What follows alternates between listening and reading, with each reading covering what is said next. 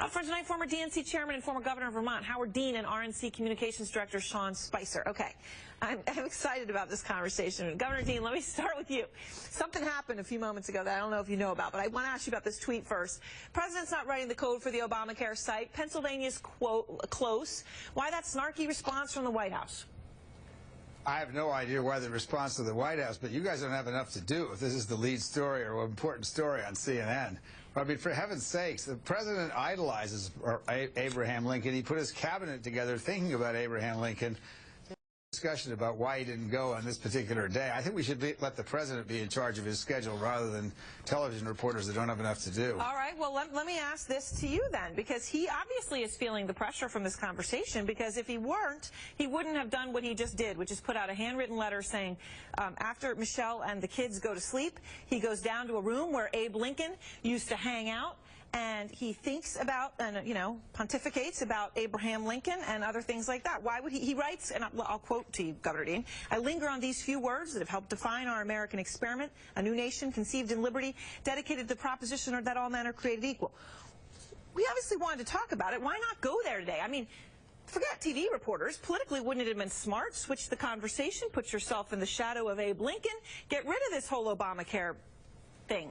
You know, the president has a job, and it's to be president of the United States. Who are we to question what his choices are in his schedule? He does have a few things distracting. I will say that the website is probably something he's worried about. I agree he doesn't write the code, but, you know, the day of a president is pretty full, and there may have been a great many things that he's worried about. What about the NSA, which appears to be out of control?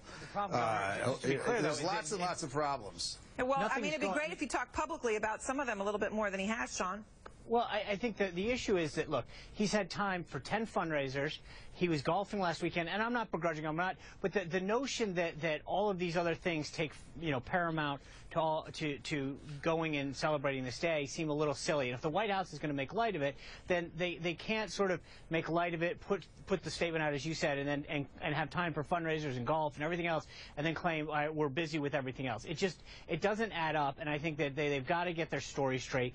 But they've gone from having the president not in the loop on all these various issues, the AP reporting, monitor, the Department of Justice monitoring some of these reporters, the NSA. And then the website, he doesn't either know what's going on or the staff's not informing him. And then today, Pfeiffer sort of making light of the fact that there's so many other things to be doing. And as the governor pointed out, and I would agree, this president has embraced Lincoln from choosing where he's going to announce his presidency, to the route he took to Washington, to the Bible. I mean, so to suddenly act like today is just another day on the calendar is a little ridiculous as well. But, you know, we don't know. For all we know, he was discussing a serious national security issue. Maybe he was putting the finishing touches on either blowing up or signing the Iran detail. I mean, the presidents do a lot of really important things, and I think Abraham Lincoln is an iconic figure in American history. It is possible that there's something else was distracting the president today, and I think we ought to give him some leeway on that. All right, well, one thing, Governor D, that we know President Obama did today was attend a Wall Street Journal CEO summit, and again, I'm not going to judge, I'm just going to say that's what he did, and he talked about the Obamacare website problem, and here is what he said. I think that we probably underestimated the complexities of building out a website that needed to work the way it should. We probably underestimated the complexities. He went on to say we probably we underestimated what we probably needed to do on the front end was to blow up how we procure for IT. Now, Governor Dean, all I have to say is this. He has come out and apologized again and again, right? You got to give the guy credit for that. Why use the word probably? Why not just say, I know we underestimated. I know we need to redo how we do IT contracts. Why say probably? I don't think there's a lot of difference. Look, IT rollouts are tough, and this one was screwed up.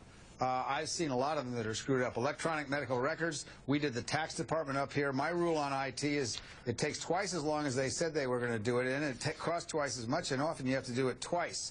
So this is not the first IT rollout that's been screwed up. The problem is Vermont? Well, the problem this is certainly an IT roll-up that's very, very public, and that's the problem.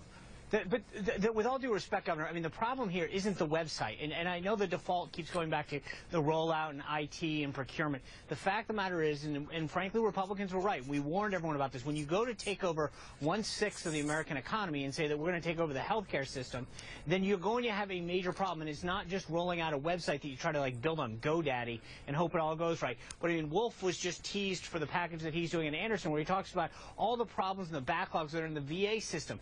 This is not about a website. It's about taking over having government take over healthcare and not acknowledging that there's going to be massive problems. They acknowledge today that 30 to 40% of the site's still not done. They can't get the silly shopping cart to work that any Amazon type site would have, because this is not an easy deal. They're trying to take over too much, and government is doing what government should not be doing. In part, and the president has acknowledged, but Governor Dean, that's why I get to the issue of the word probably, because probably sounds like someone who doesn't really fully want to admit that they messed up.